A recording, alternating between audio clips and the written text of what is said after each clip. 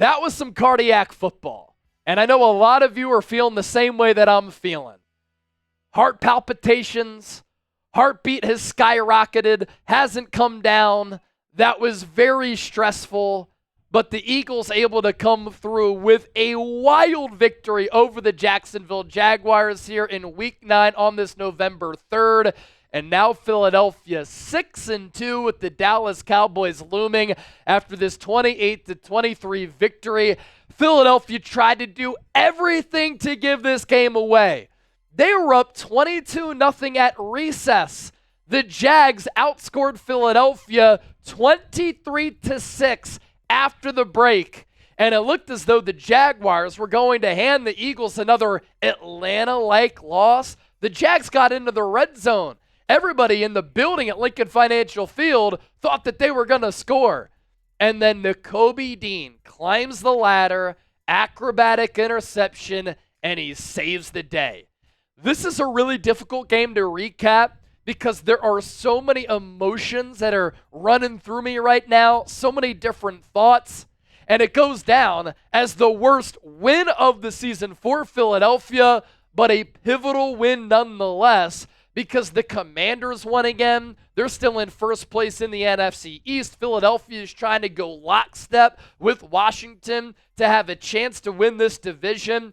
And 5-3, much different than 6-2, especially with Philadelphia taking on the Dallas Cowboys next week.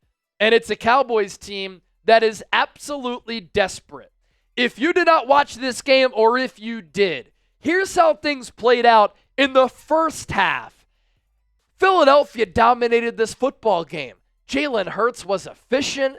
Jalen Hurts was superb. Saquan Barkley stole the show. He was unstoppable. This Eagles defense was great. And here are the numbers from the first half of this game. First downs, Eagles with 10. The Jags with 1. Passing first downs, 7. Jags with 1.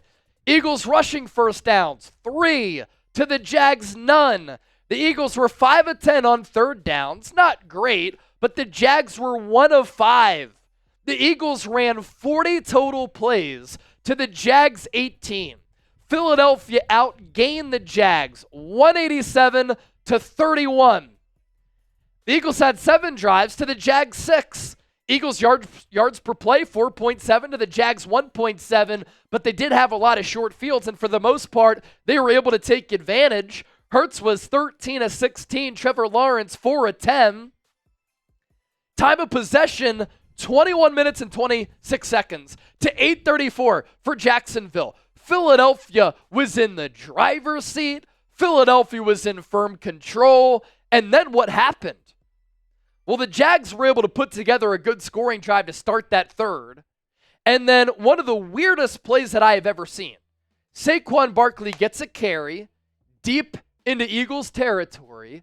He clearly gets swiped by a Jags defender on his ankle that trips him up a little bit. Then he trips over his own man and had semi-balance before clearly tripping forward. Hits the ground, full body on the ground. Ball comes out, Trayvon Walker, scoop and score touchdown that sucked the life out of Lincoln Financial Field. It changed the momentum of this game. You're thinking the Eagles were going to blow the Jags out, but then somehow Jacksonville is within a score, and the officials confirmed the call on the field, which was very odd.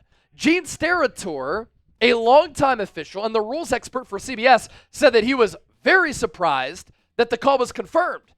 And the word confirmed, very important, because that means that the officials looked at the play and they determined that Saquon Barkley was not altered by the Jags defender, but he clearly was because he lost his balance. It is mind-blowing to me. It is wild to me how the NFL can have a stranglehold over America. It can have the popularity and the power that it has. It can be the great game that it is, yet officiating is still absolutely terrible.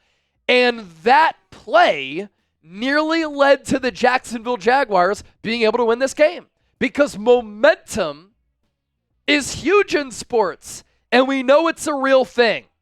Now, as far as this game being the worst win of the season for the Eagles, it is. They nearly blew a 22-0 advantage.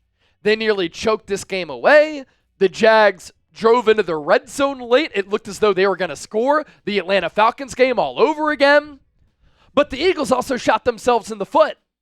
And Philadelphia committed a bunch of self-inflicted wounds. They had 2 missed 2-point conversions as the Jags stuffed Philadelphia on the brotherly shove not once but twice.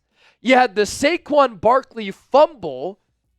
You had 2 missed 4th downs. And then Jake Elliott, he got a contract extension this offseason, tying him with Justin Tucker for the highest average annual value for kickers in the NFL at the time. He has been known to be very clutch in his career. He's been anything but clutch. He missed a 50-plus yard field goal, which gifted the Jags great field position, giving them an opportunity to win this game. And it's not like I have massive concerns about Jake Elliott, but in the past, he has been known as Jake the Make. And kicking is a very mental game. And right now, it seems as though Jake Elliott can't hit the big field goal. And so Nick Sirianni, I thought, in moments of this game, mismanaged the game. There were boos raining down from the fans because the Eagles went for it on a couple of two-point conversions. They were 0 of 3 in the game on 2-point conversions.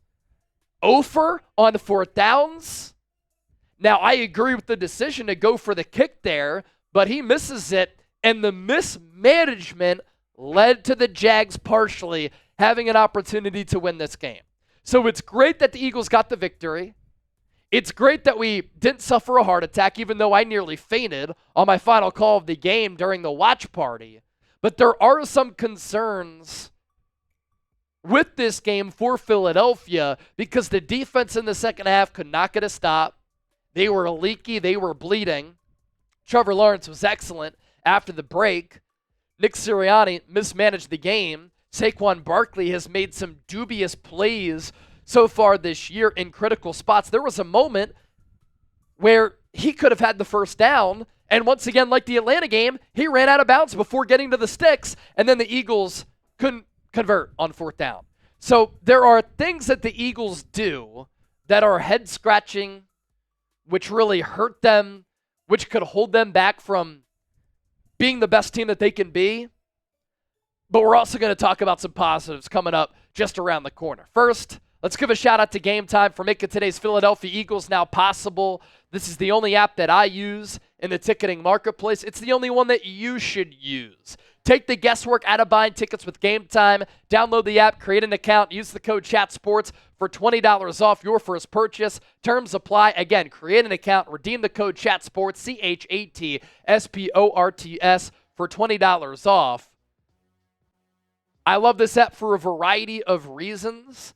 Game Time picks. The curation makes it easier to save more on sports, concerts, comedy shows, theater events, and more. Make sure you toggle the all-in pricing tool. This way, it shows you the total up front with no surprise fees at checkout.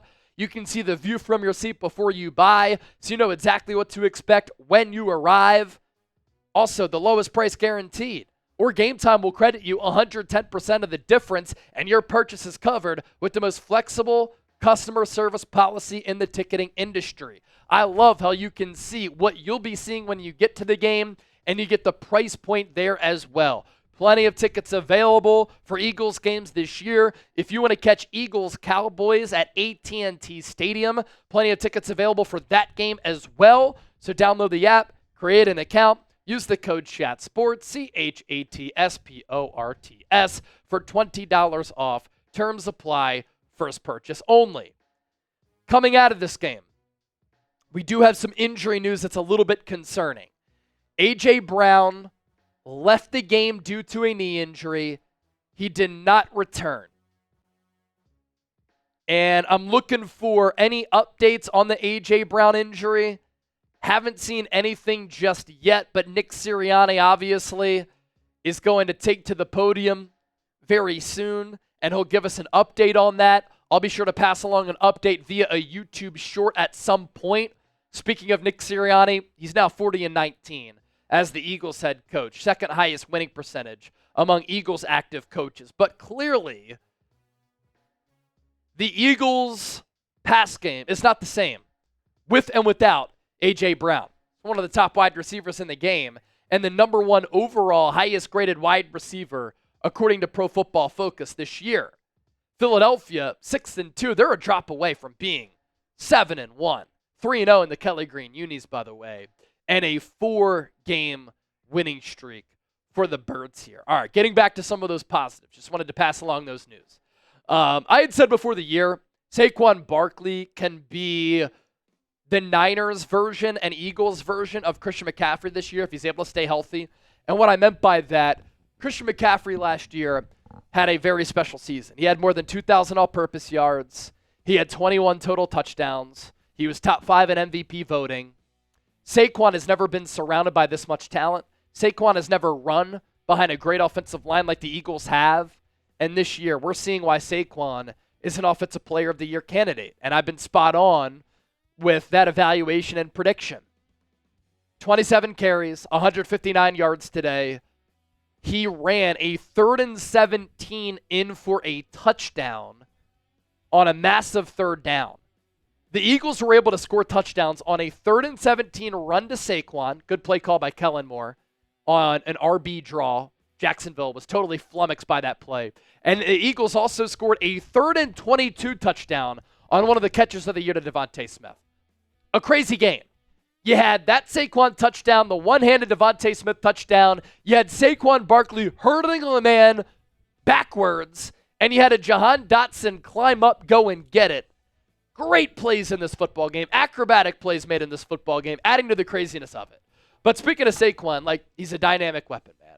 And he can impact the game, running the ball, catching the ball. And he's on his way to being in the running for NFL Offensive Player of the Year. Who wins NFL MVP? Right now, it's probably Jared Goff, who's the leader in the clubhouse. But who wins Offensive Player of the Year? I'd argue Saquon Barkley, and is on his way to having that Christian McCaffrey type of season. So 159 yards through the air, and then 40 more yards on the 159 yards on the ground, 40 yards through the air with Saquon, 2 total touchdowns on the game, and just changes the complexion of this Eagles offense. Very banged up in this game. I'll be interested to see what his status is for this Cowboys game coming up in Week 10. As for Jalen Hurts, another good, efficient, clean game. Jalen Hurts, during this 4-game winning streak, now has, 3 total touchdowns today, 12 total touchdowns, no turnovers. When Jalen Hurts plays a clean brand of football, the Eagles are very difficult to beat. And he continues to be one of the top deep ball throwers in the NFL.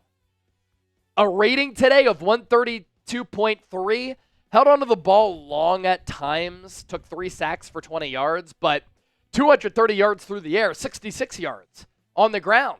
He had a very impressive rushing touchdown for 21 yards, in which Fred Johnson on the pull block was athletic out in front of Jalen Hurts as he leaped into the end zone for the touchdown. And so you're seeing the quarterback continue to play well, which has coincided with the Eagles winning 4 games in a row. Devontae Smith, the touchdown catch that he had, one of the plays of the year, he stepped up without A.J. Brown. A.J. Brown limited to 2 catches for 36 yards, didn't play in the second half at all. And Smitty had the long touchdown throw and catch, but he also had a critical 3rd down conversion in this game too. He's tough as nails. He plays bigger than his size, has the clutch gene, and made huge plays for this Eagles team at multiple moments here today. As for this defense, mixed bag, honestly. They gave up 16 third-quarter points and 7 points in the fourth quarter. And I thought that they really just kind of unraveled a little bit in that second half. There were some good moments for sure. Josh Sweat had 2 sacks. The only 2 sacks for Philadelphia in this game. Zach Bond continues to be a highly efficient player, 2 pass breakups, and a TFL. He continues to be a great bang for the buck type of player on that defensive side of the ball. The Eagles should extend him right now to try to save some money because he looks to be a very good off-ball linebacker for this team. Sweat with those 2 sacks, 2 TFLs, and 3 quarterback hits, probably his best game of the year. Cooper DeJean made another big 4th down stop, some good plays in coverage. Isaiah Rodgers played pretty well in place of Darius Slay. But you do worry a little bit, and I do believe that a lot of this is due to momentum. But how good is this Eagles defense? Excellent against Cleveland, dominant against New York, really good against Cincinnati, mixed bag against Jacksonville.